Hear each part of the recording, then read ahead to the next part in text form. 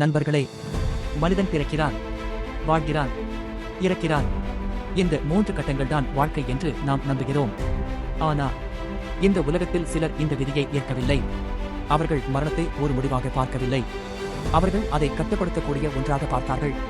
அவர்கள் சித்தர்கள். சித்தர்கள் யார்? அவர்கள் சாதாரண முனிவர்கள் அல்ல.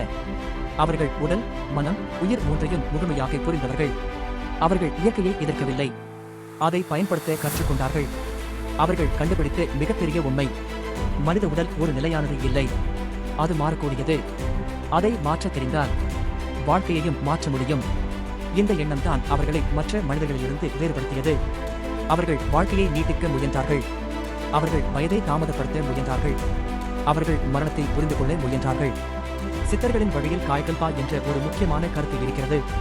காய்கல்பா என்றால் உடலை புதுப்பிப்பது, உடலின் பழைய நிலையை மாற்றி புதிய நிலைக்கு கொண்டு செல்வது.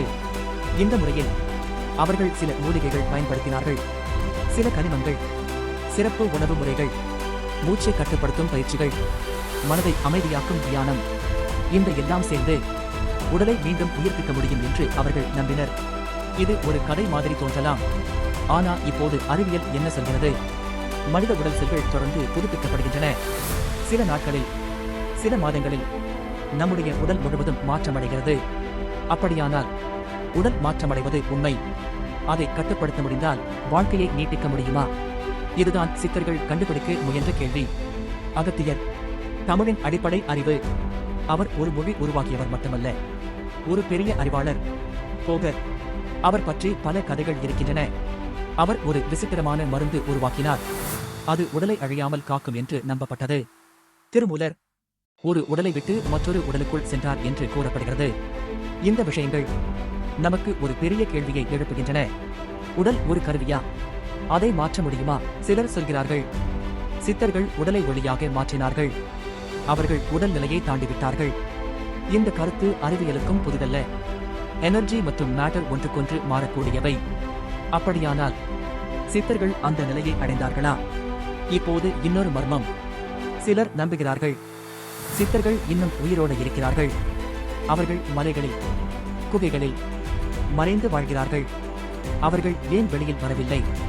அவர்கள் வைத்திருக்கும் அறிவு மிகவும் சக்தி வாய்ந்தது. ஒரு நிமிடம் யோசிங்க. மரணம் இல்லாத உலகம். மனிதர்கள் இறக்காமல் இருந்தால் மக்கள் எண்ணிக்கை அதிகரிக்கும், வளங்கள் குறையும், பிரச்சனைகள் அதிகரிக்கும். அதனால்தான் அந்த அறிவு பாதுகாக்கப்பட்டது. இப்போது முக்கியமான கேள்வி: சித்தர்கள் உண்மையிலேயே மரணத்தை வென்றார்களா? நமக்கு நேரடி ஆதாரம் இல்லை, ஆனால் சில சான்றுகள் இருக்கின்றன. பழைய நூல்கள், மருத்துவ அறிவு, தியானத்தின் தாக்கம், இந்த எல்லாம் சேர்ந்து ஒரு விஷயம் சொல்லுகிறது: மனிதன் இன்னும் முழுமையாக புரியாத ஒரு நிலை இருக்கிறது. சித்தர்கள் அந்த நிலையை அடைந்தார்களா? ஒரு நாள் அறிவியல் அந்த நிலையை அடைந்தால் இந்த கேள்விக்கு பதில் கிடைக்கும். அந்த நாள் வரைக்கும் இந்த மர்மம் தொடரும். இப்போது உங்கள் முடிவு: சித்தர்கள் உண்மையா அல்லது ஒரு கதைதானா? நீங்கள் யோசித்து பாருங்கள். ரகசியம் இன்னும் உயிரோடு இருக்கிறது.